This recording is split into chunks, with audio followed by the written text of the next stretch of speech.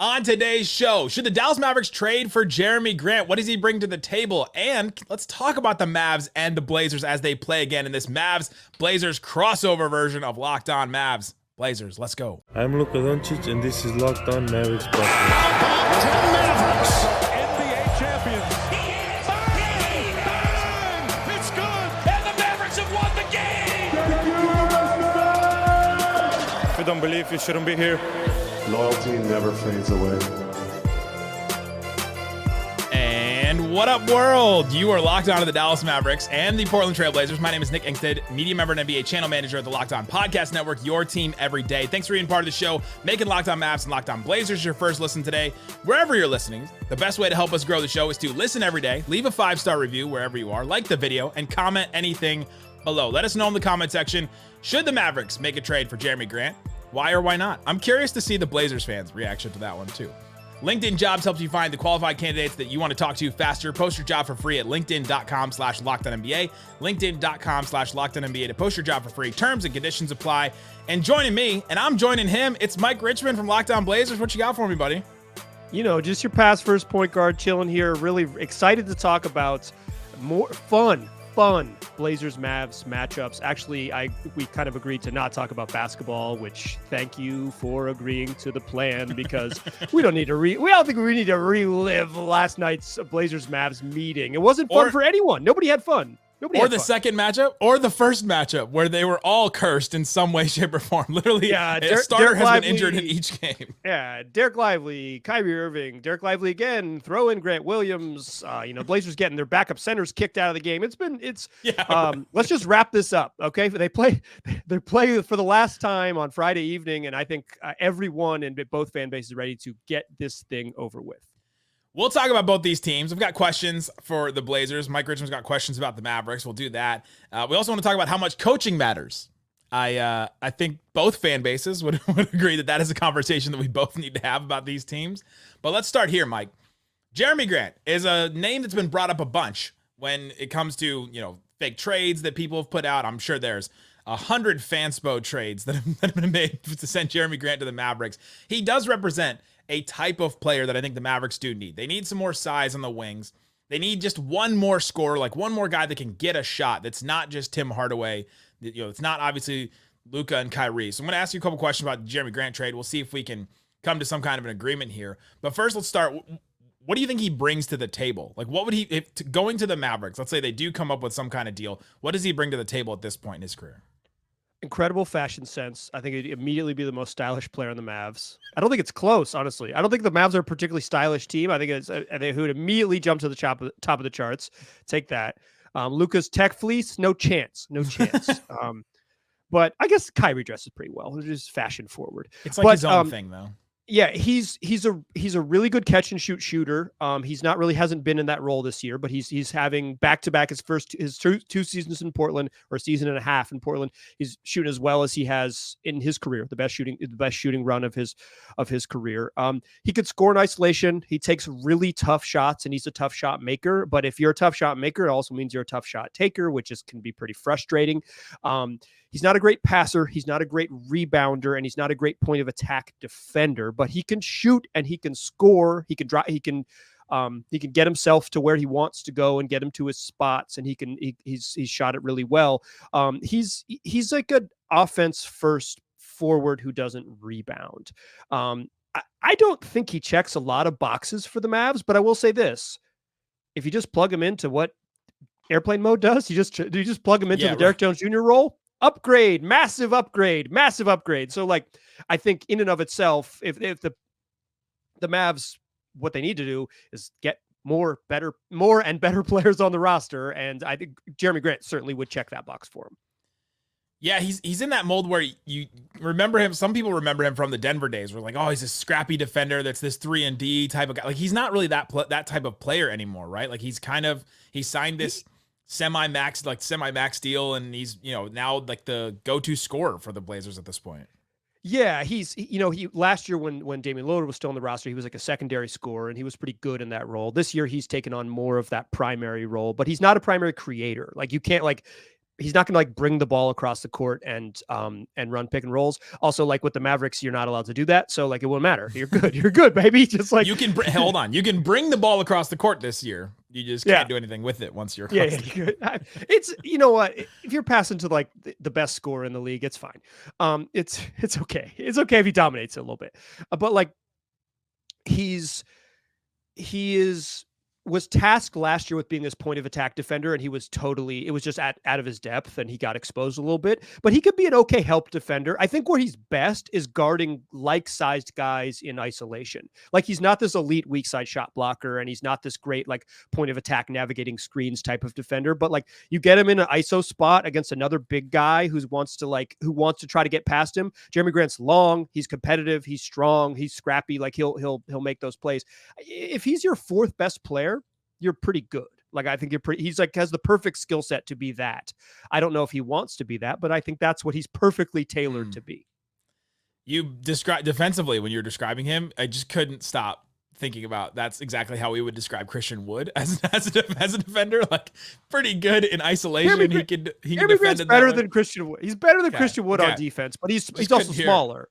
He's also smaller, so it's a little bit different. Like, he's more 3-4 than 4-5 for sure. Do you think right now he has positive trade value? He's getting paid a lot of money. It's tough because he is. His contract is a lot right now. He's getting paid 27.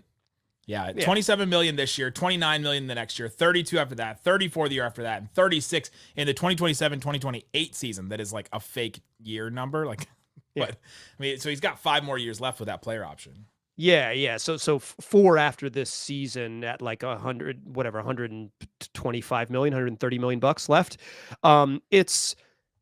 He's I don't think the salary, like the individual year salary, is crazy for what he brings. I know my man John Hollinger does, but like I don't think it's crazy, but it's a kind of what you would pay for a guy who could go score 20 a game on relatively good shooting. It's just 4 years of Jerami Grant. It's a lot. It's a lot of years, and particularly in the modern NBA where teams don't want to lock up salary deep into the future, it's a lot. I don't think he has negative trade value. I would imagine that the salary is relatively neutral, considering that you would have to take back $30 million to make a Jerami Grant trade work. But they're not looking to just dump him, right? Like that's they aren't. I do not think they will trade him at the trade deadline because they don't have like plug and play power forwards behind him. They don't have like a young prospect that he's in the way of. Malcolm Brogdon is the guy that they're much more likely to trade because they have a bunch of good young guards, or at least young guards, that like they would need to get playing time for. It's not like they're like pining to get Tumani Kamara and Jabari Walker playing 38 minutes a night. Like, that's just like not their path. So I don't think they need to trade Jerami Grant. I don't think they're motivated to trade Jerami Grant, but if the Mavs were to blow them away with an offer, I think it's not like they would hang up. It's not that they're not in that situation. They're a bad basketball team. If they can improve their future by making a trade, they certainly would. The Mavs don't have a lot of ammo to trade is the problem. Like, the obvious name is Tim Hardaway Jr., right? He's the guy who would pop up, but I don't think that makes sense for either team. I think the Mavs, weirdly enough, sort of need Tim Hardaway Jr. They need the offensive pop. They do. They need it. Now I think that Jerami Grant could replace what Tim Hardaway Jr. does. Certainly.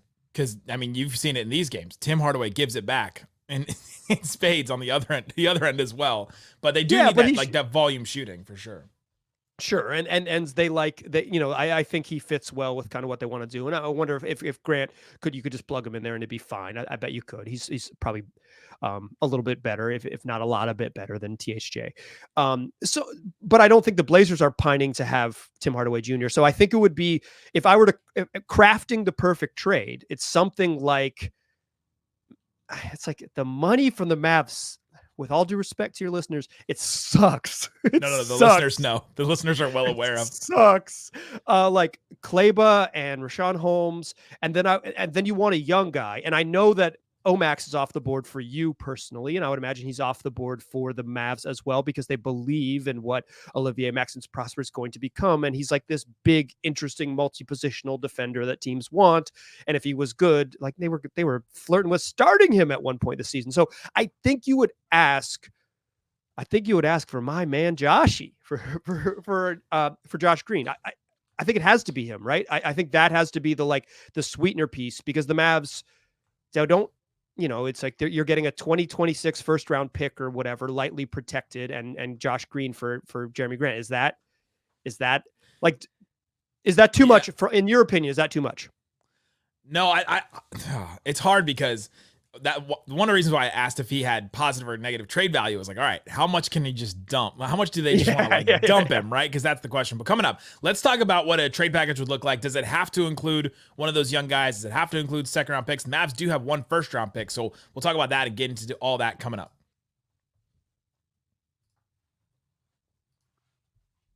Today's show is brought to you by LinkedIn. It's the start of the new year, and every small business owner is asking themselves the same question. What's the one move I can make that'll take my business to the next level in 2024? Well, LinkedIn Jobs knows that all of your success is going to depend on the team you surround yourself with. That's why LinkedIn Jobs has created the tools to help you find the right professionals for your team faster and for free. Listen, LinkedIn isn't just another jobs board. It's LinkedIn. It's powerful. It's a vast network of more than 1 billion professionals, which makes it the best place to hire. Hiring is easy when you have that many quality candidates to choose from. So easy, in fact, that 86% of small businesses get a qualified candidate within 24 hours. It's why small businesses rank LinkedIn Jobs #1 in delivering quality hires. LinkedIn Jobs also knows that small businesses are wearing so many hats and might not have all the resources to hire. So thankfully, LinkedIn has got the process that is intuitive, quick, and easy. So go post your job for free at linkedin.com/lockedonnba. That's linkedin.com/lockedonnba to post your job for free. Terms and conditions apply. Today's episode is also brought to you by BetterHelp. Everybody has something in their life that you need to talk about, whether it's a family member that you have issue with that you haven't talked to in a long time, whether it's a partner that you're having issues with that you have tried to talk to your friends with, but your friends don't really care necessarily. Sometimes you're like, man, I just wish for somebody to care about this problem and to talk to me and to talk this through. That's where BetterHelp comes in. It's entirely online. You can go there and it's flexible, so you can figure out exactly when you want to meet with somebody.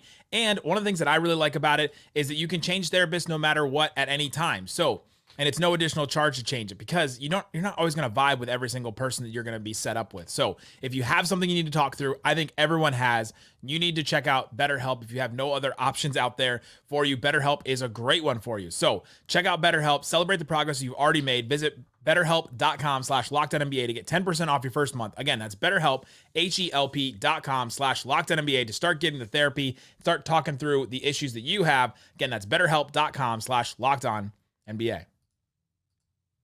Uh-oh, guess what day it is? Thanks everybody for hanging out with us on Locked On Mavs. Locked On Blazers crossover, being part of the show. If you're part of the Locked On Mavs Raccoon Squad, I appreciate you. Thanks for listening every day. If you're part of the Blazer heads, I don't know, what do you guys call each other? The killer bread boys. We are a committed group of enthusists. Okay, I guess the pass first point guards. Is everybody a pass first point guard that listens? No, to most show? of we got a lot of shooters. It's pass first point guard, a lot of chuckers. That's what we got. My listeners are all chuckers. You know who you are. We're talking about a Jerami Grant trade potential for the Mavericks, and before we stop, we wanted to talk about that. I think that they do have to. I think they would have to add one of those young guys, right? And so the contracts I've been throwing together are the Tim Hardaway, Richaun Holmes contracts. I've been kind of putting those together because that equals $29 million, which is just about what Jerami Grant's making at 27. If you threw 2 seconds in there, that's where you start wondering. All right, to me, the motivation for the Blazers would be, we'll take a couple of second round picks, and we'll also get off of this Jerami Grant contract 3 years earlier, because next season, Tim Hardaway and Richaun Holmes will both be expiring contracts. And so to me, if the Mavs can get in that kind of a deal, then I'm really interested in it, because then all of a sudden your wing depth is really good. You don't lose Maxey, even though he's only played like 5 games this season. You don't lose any of the young guys. And Josh Green is kind of a little difficult to trade because he has that extension. So he's got that weird poison pill with his contract. So like if it was just Richaun Holmes, Maxey, and Josh Green, you try that. all of a sudden the Blazers are taking in $7 million where the Mavs are not. So I don't know where Yeah, I don't you know would where have to- they you- are in the apron. Yeah, and the all Blazers that. could have to send back some money to make it work. It's not perfect.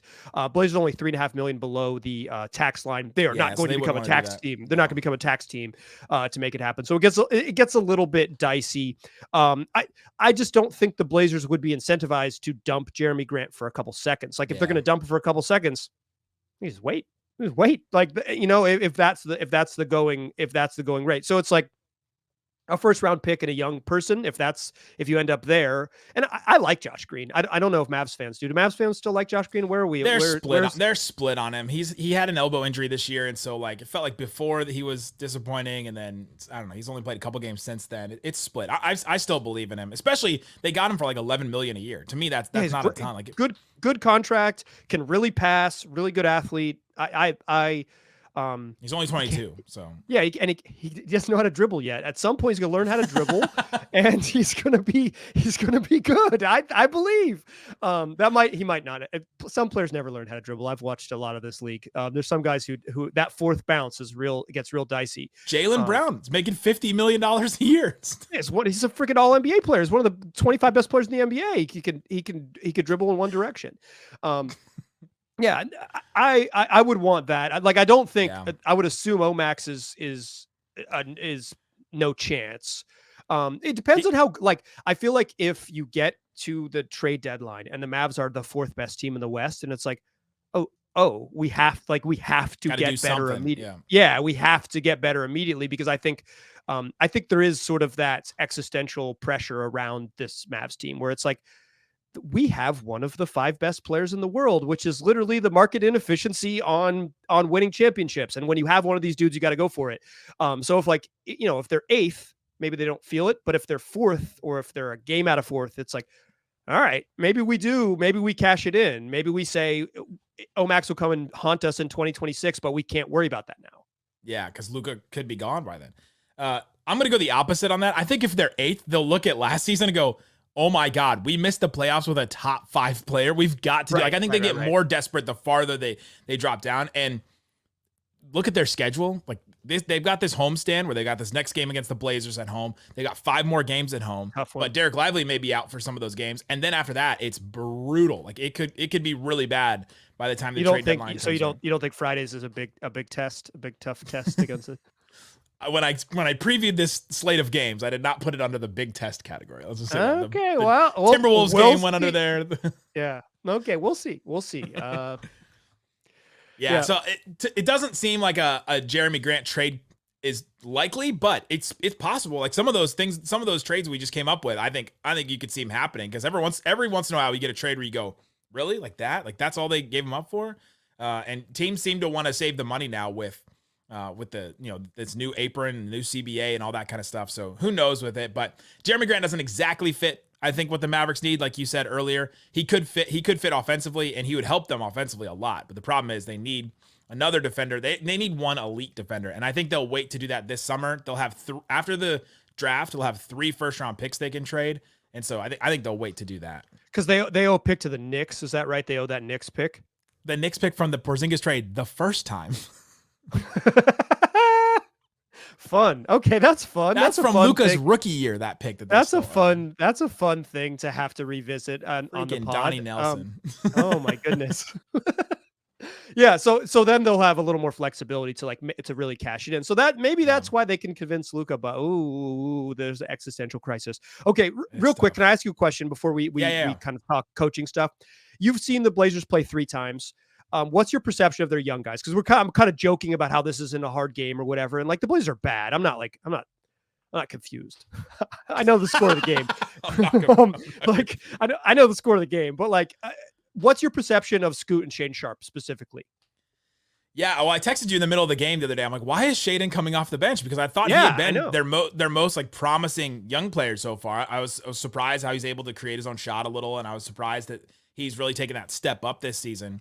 But yeah, it just seemed weird to me that they're not pushing him forward, and instead they decided to put Scoot, who I think has been pretty disappointing. I don't think I'm going to ruffle any feathers by saying that he has been the rookie that has not really stood out. Whereas you've had like the Jaime Jaquez's and the obviously Chet and Wemby's. You can't mention Jaime Jaquez on a Blazers podcast. Are you trying to go to jail? Should they have picked him instead of Scoot? Is that what you're No, should have. They have traded for with the Miami Heat when and Damian Lillard and all this stuff. Listen, this is a dicey area. Anyways, Scoot hasn't been good. He's been better his last 10 games. He was awful against the Mavs on Wednesday. Yeah. Awful. So yeah, like I think the thing you look for in a rebuild is like you get a star, you get that foundational piece, and then you say, okay, here's what else we need. And I think that the Blazers still seem to be hunting for that. Scoot's 19, Shaedon Sharp's 20. Maybe that changes in the next couple seasons, but I would say 39 games into this thing, they're still hunting. The Mavs front office, this is reported, was split down the middle on whether they wanted to trade for DeAndre Ayton or not. And to me, at this season so far, it feels like the side that said do not trade for him are right. What are your thoughts on that? Yeah, he's all of the things, all of the criticisms that Suns fans and Brendan Clean over at Locked On Suns and I'll say Brendan, not a fan of DeAndre Ayton, not an appreciator. All of the criticisms they sort of lobbed his way and sent his way, they've all come up. At the beginning of the year, they couldn't figure out how to use him offensively, and he was still playing his ass off on defense, and it was like awesome. But that hasn't stayed there. Like he has not stayed there. He hasn't been really, really good as a rim protector, although he's averaging career high in steals. He hasn't been much of a pick and roll threat. Like they haven't figured out how to use him. And then because of that, I think some of his frustrations, the energy, effort, just like the sort of physical give a heck minutes have not been there. and that's been the knock on him, right? Is that he doesn't bring it with the physicality, and he doesn't bring it with sort of the intensity, the force. He doesn't play with force, and he hasn't. After starting pretty well the first 15 games, he hasn't played with force, and it's just he's to me, watching him every night, he's frustrating. It's frustrating. I can see why other fans' bases were frustrated with him. He got 24 dunks in 24 games. Is that good for a center? No, I don't think it is.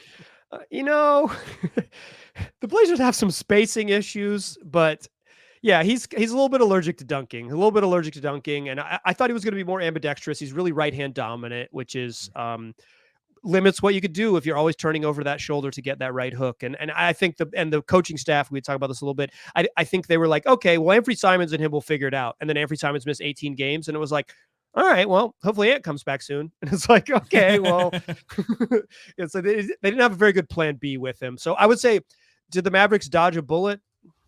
I don't know. The contract is a lot. That's it's a lot. It's a lot of money. Is a combination of players who don't play making about $35 million worse than one player who makes $35 million and doesn't play well? Hard to say. Yeah. You figured that one out at home. Yeah. Is Rashawn Holmes and Kleba and I think it was Tim. And it's like the sort of the mixture of Mavs bigs who are like, well, we don't really want to put them out there. We'd rather go small, versus like Ayton, who's just like frustrating, making the same amount of money, but would play because he's making that money and he's 24 or whatever, 25. It's like, I don't know. I don't know if the Mavs are in a better spot, but I know the Blazers are not in a great spot having DeAndre Ayton. Speaking of not being in a great spot, let's talk about the coaches of both of these teams, and let's talk about how coaching can be effective in the NBA and how much it matters. We'll talk about that and more coming up. Today's episode is brought to you by Hungry Root. I know that I'm trying to eat better in 2024. If you're trying to eat healthier in 2024, Hungry Root is here to rescue you from short-lived resolutions by making meal planning easy and nutritious. We're all trying to get nutrition. I don't want to live, although it sounds great, I don't want to live like Al Michaels, who has never eaten a green thing in his life. Did you hear that story where he's never eaten a vegetable or a green thing in his life? So you want to check out Hungry Root. Hungry Root is the easiest way to get fresh, high-quality food delivered to your door. They've got healthy groceries, simple recipes, all in one place. Take a short quiz. Hungry Root will get to know you, your goals, and what you like to eat, and they'll ask you what flavors you like, what kitchen appliances you use, all that kind of stuff. And then they'll keep your needs and preferences at the top of mind and start building a cart with delicious recipes and all your grocery needs of the week. So Check out Hungry Root, and right now, Locked On is offering an offer for all of the Locked On NBA, Locked On Blazers, Locked On Mavs listeners. They get 40% off your first delivery and free veggies for life. Al Michaels is just running for cover on this one.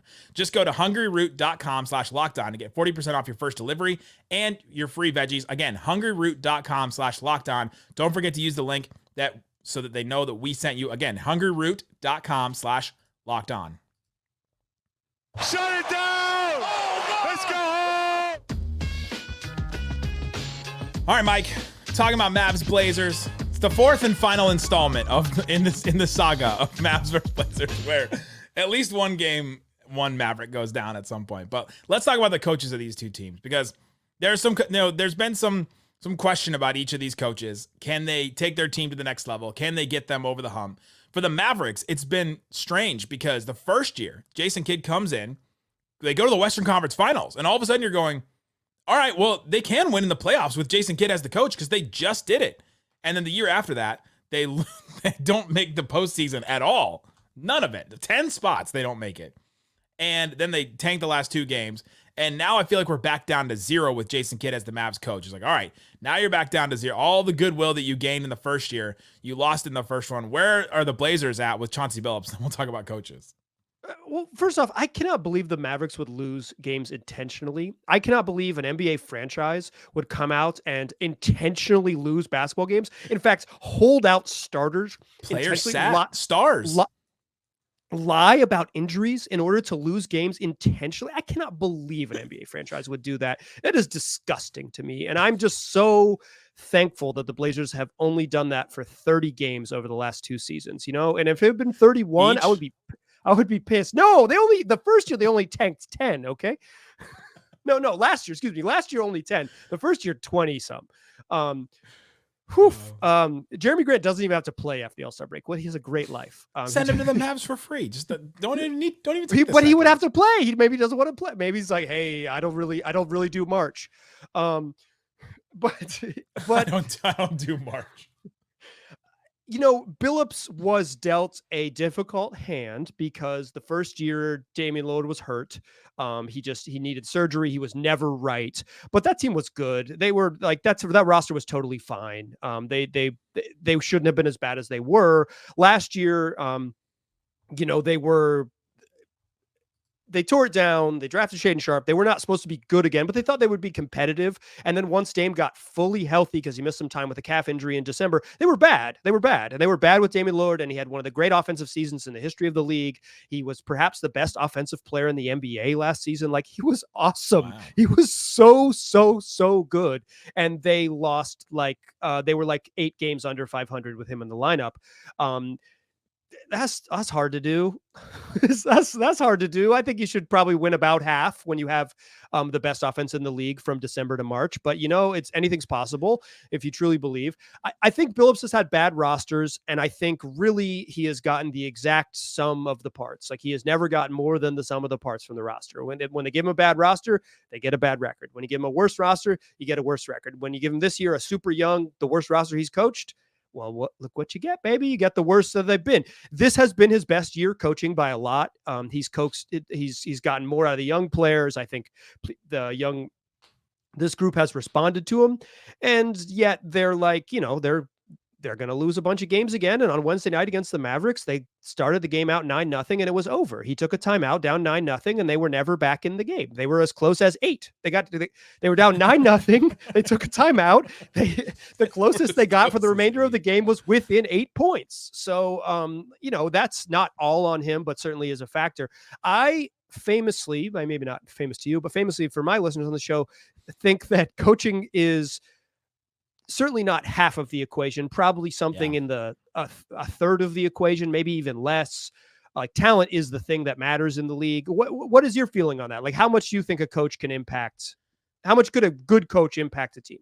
Yeah, watching a Jason Kidd coach team go to the Western Conference Finals solidified this for me, is that I think that there are 5 coaches in the NBA, probably, maybe a little bit more than that, but like 5 that matter, where you look at them and go, Rick Carlisle can take a team like the Pacers, and the sum of their parts can be better because of what he does. Eric Spoelstra, right. You have to believe that matters because of what the Miami Heat have done the last couple of years.